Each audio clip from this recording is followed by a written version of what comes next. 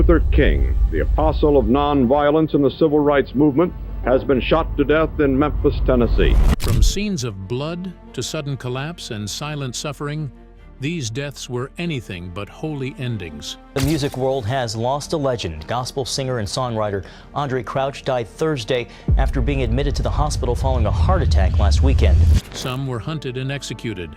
Some were betrayed inside their own homes. The young mother and her 2 children are sprawled on the floor, shot to death. Others collapsed mid-sermon or wasted away in hidden pain while the church watched in shock. Dr. Martin Luther King Jr. Dr. Martin Luther King Jr. did not die quietly or peacefully. He was hunted. He lived every day knowing someone wanted him dead. Long before the bullet hit him, death followed him everywhere. He reportedly received constant threats. His phone was watched. His movements were tracked. Still, he kept preaching. King was not just a civil rights leader. He was a Baptist pastor who used the church to challenge racism, police abuse, unfair laws, and economic control. He pushed black people to protest without violence, but his message shook powerful systems. By 1968, he was organizing poor people across racial lines. That scared politicians, law enforcement leaders, and extremist groups. He was no longer only talking about race. He was talking about money, power, and war. That made him dangerous to many people. On April 4, 1968, King stood on the balcony of the Lorraine Motel in Memphis. He was there to support striking sanitation workers. He was relaxed. Then a single rifle shot tore through his body. He collapsed in public view. He died shortly after. The man officially blamed was James Earl Ray. Ray was an escaped convict with a history of crime and racist beliefs. According to police reports, a rifle linked to the shooting was found near the scene, and Ray's fingerprints were later identified on the weapon. Witness statements placed him in the area around the time of the shooting. After the attack, Ray fled the country, which further raised suspicion. He was eventually caught at an airport in London, returned to the United States, and pleaded guilty to the murder. This remains the official explanation given to the public. But many people still question why Martin Luther King Jr. was targeted at that exact moment. According to later reports and investigations, King's usual police protection was reduced while he stayed at the Lorraine Motel. Officers who normally guarded him were reassigned, and his room was changed to a location that left him fully exposed on an open balcony. After the shooting, reports showed that the crime scene was cleared quickly, evidence was moved, and a nearby area where witnesses said the gunman ran was cut down within days. Some police and government files connected to the case were sealed for years. Because of these details, rumors have never stopped. Some believe Ray did not act alone. Others believe government agencies were watching King closely because of his growing influence and his plans to challenge economic and political power. These claims were never proven in court, but the unanswered questions never went away. Bishop Barnett K. Thorugod. Bishop Barnett. K. Thorugod died in front of his church in a moment that stunned everyone. Thorugod was the Bishop of New Jerusalem, Church of God in Christ in Virginia Beach. He was known for deep compassion and constant service. He welcomed famous musicians into his church, but he also fed the homeless and showed up at hospital beds late at night. People trusted him because he stayed close to their lives. He remembered names, carried burdens, and never acted distant. That personal connection made his death hit harder. On February 5, 2012, he preached before more than 2,000 people. His sermon was titled, "I Am Here to Do Battle." During the message, he loudly declared, "You shall live and not die." The crowd cheered. Moments later, he sat down, closed his eyes, and collapsed. According to medical reports, he suffered a sudden heart attack. He was rushed to the hospital but did not survive.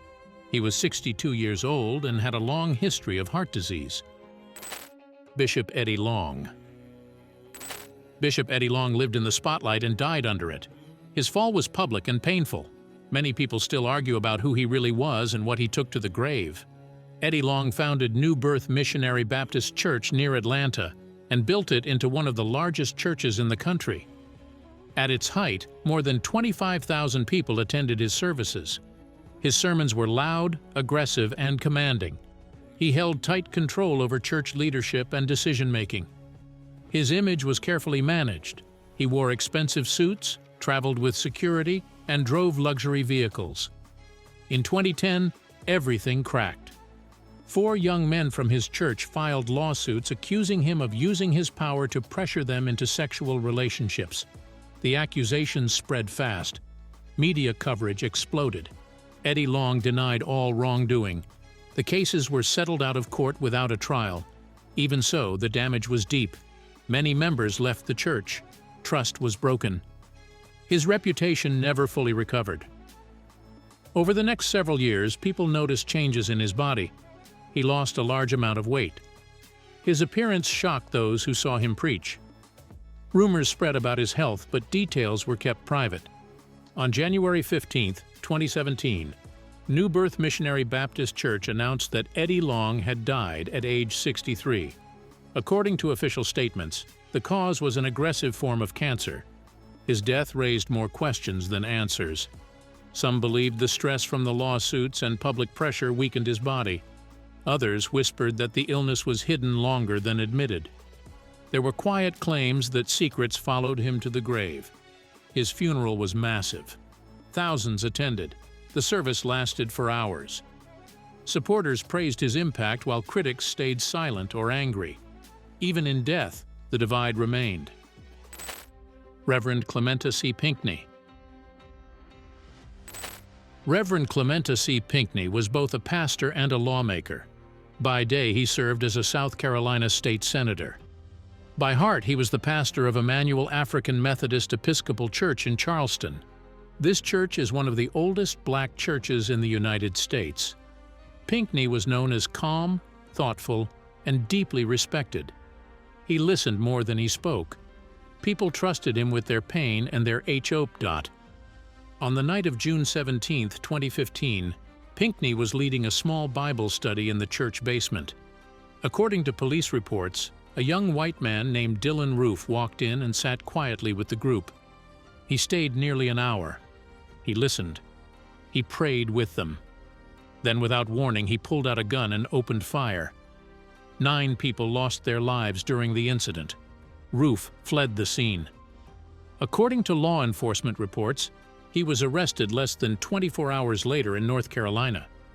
Investigators identified him as a supremacist who said he wanted to start a war. The attack was labeled one of the worst acts of racial violence in modern American history. According to later reporting, there were rumors that the church had received threats in the past.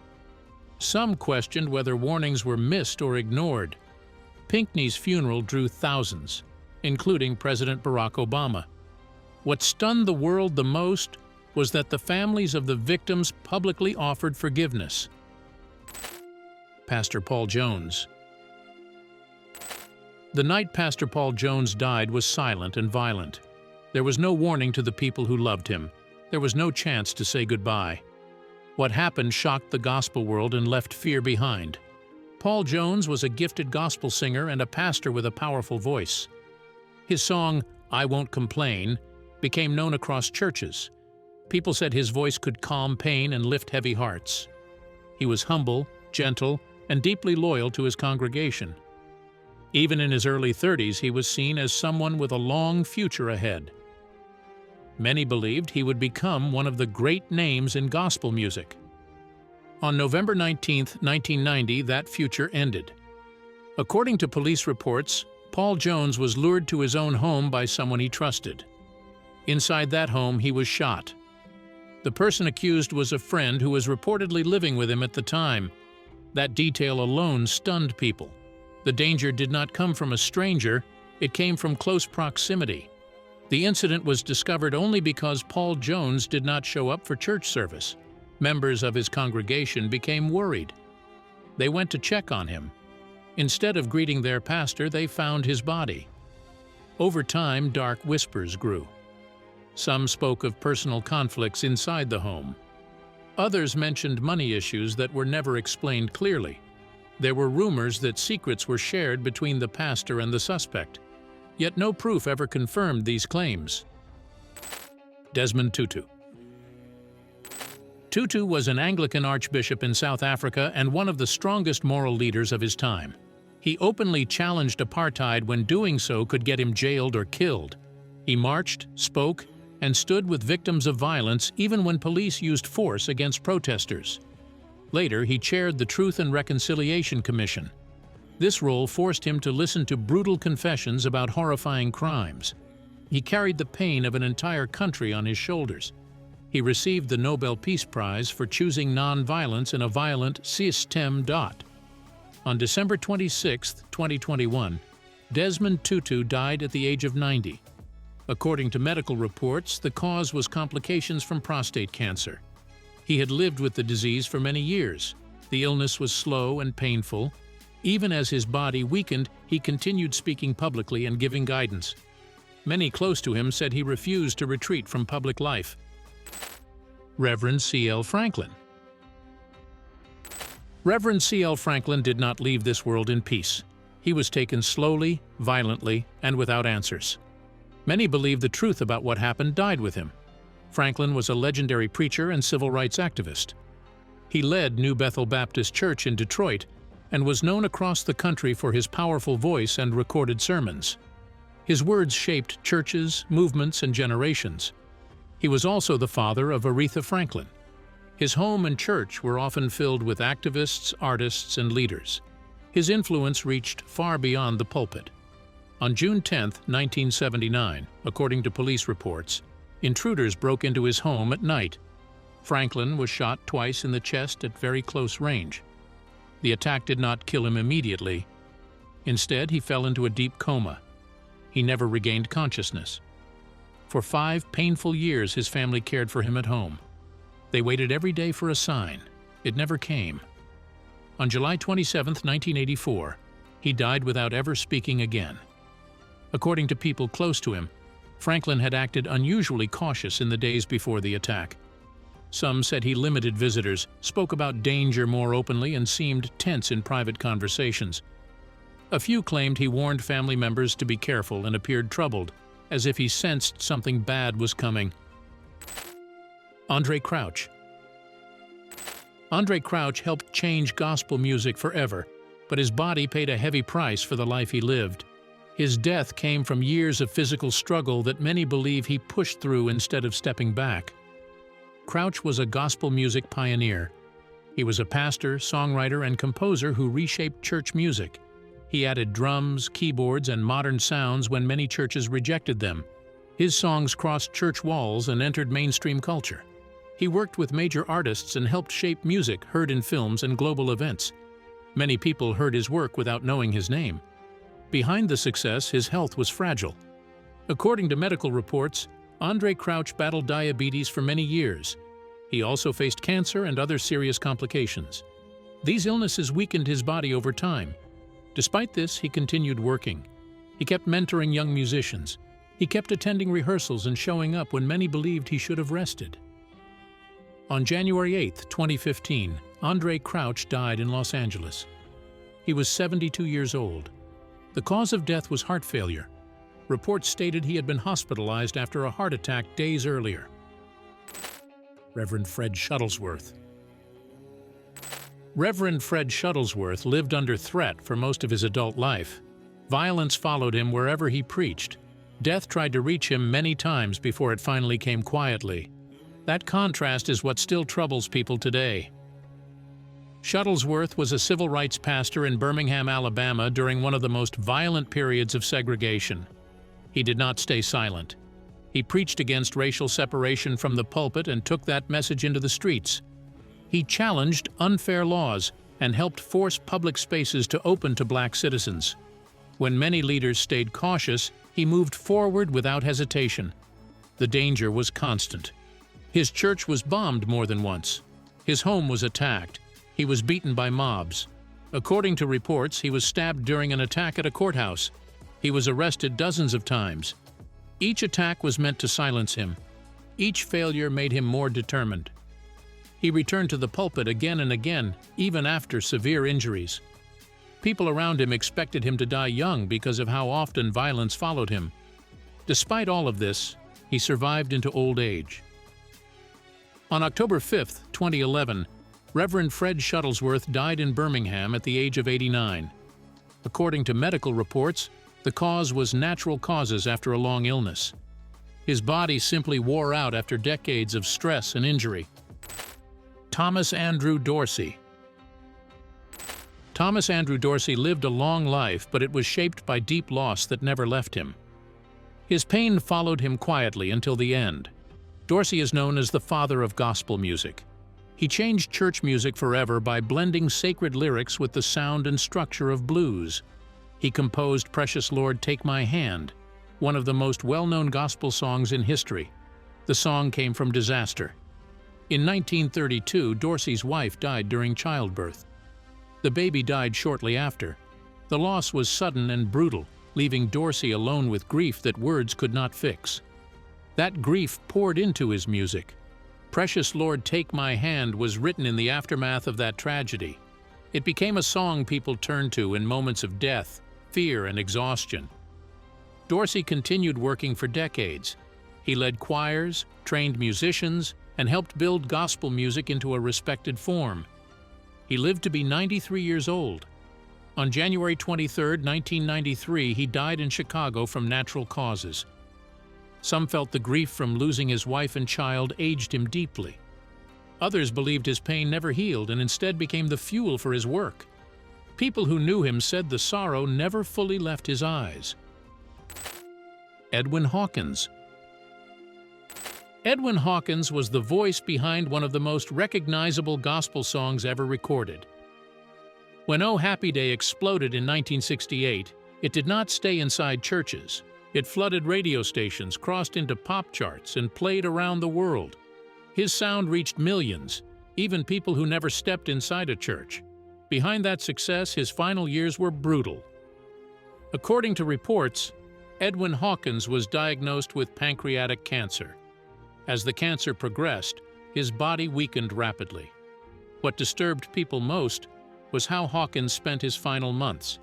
Even as his health collapsed, he continued encouraging others. He stayed focused on uplifting people while his own condition worsened. He spoke to friends and church members while dealing with constant pain, exhaustion, and medical treatment. His strength faded, but his public voice did not. On January 15, 2018, Edwin Hawkins died at his home in Pleasanton, California. He was 74 years old. His death shocked many who did not realize how serious his illness had become. After his passing, some wondered if the severity of the disease was hidden to protect his image or spare the public. His funeral was held in Oakland. The church was full. Musicians, pastors, and community leaders attended. His songs were played as tributes, including the same song that once filled the world with joy. Reverend James Cleveland. Reverend James Cleveland was one of the most powerful figures in gospel music, but his body collapsed long before his influence did. His death came fast and hard, and the final hours were frightening. Cleveland was a gospel singer, pastor, and music leader whose work shaped church worship across the country. He helped build large choirs, trained young singers, and pushed gospel music into a more organized and disciplined form. Many churches modeled their music programs after his style. His voice and leadership were constant fixtures in churches for decades. But by the late 1980s, Cleveland's health was failing. He struggled with obesity and severe heart strain for years. Despite this, he continued traveling, directing music and preaching.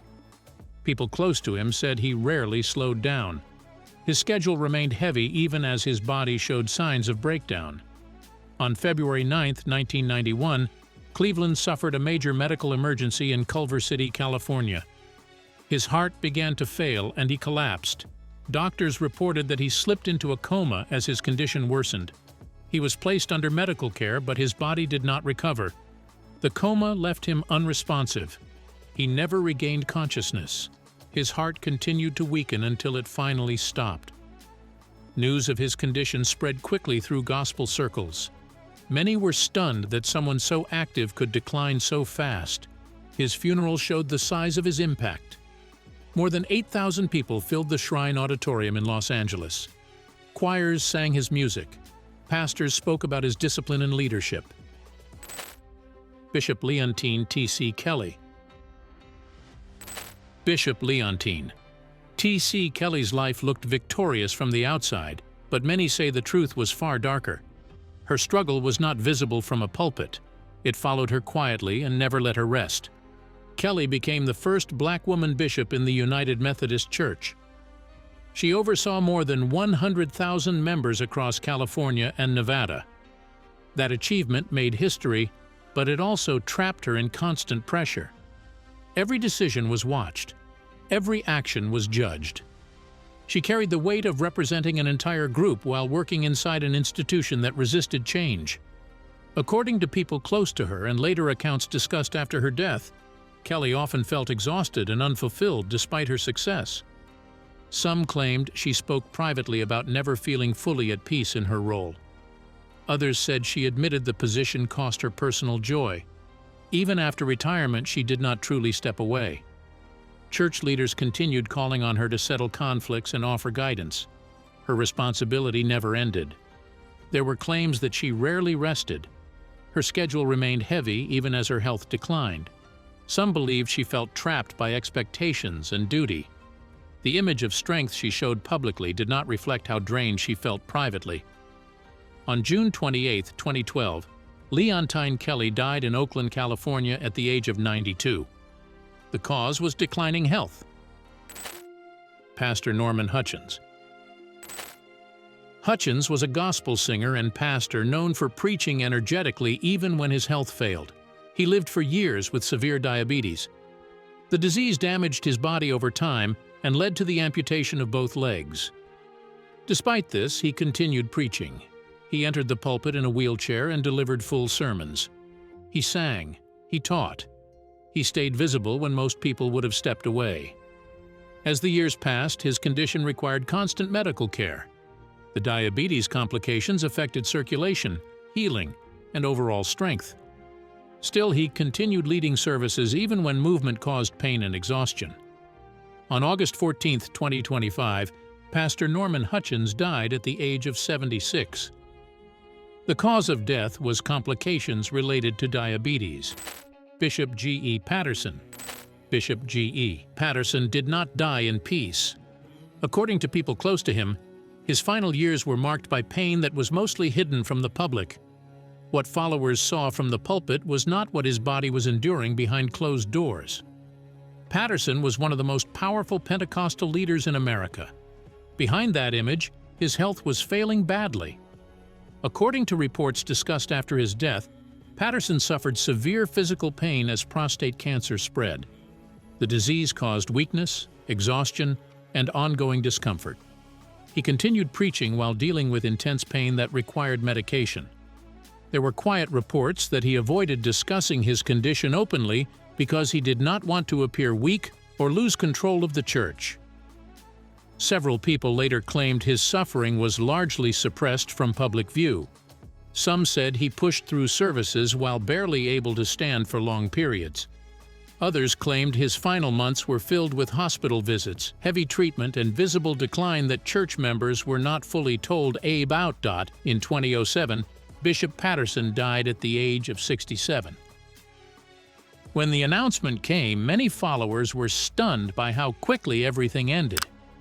Make sure to click the cards on the screen now for more interesting videos.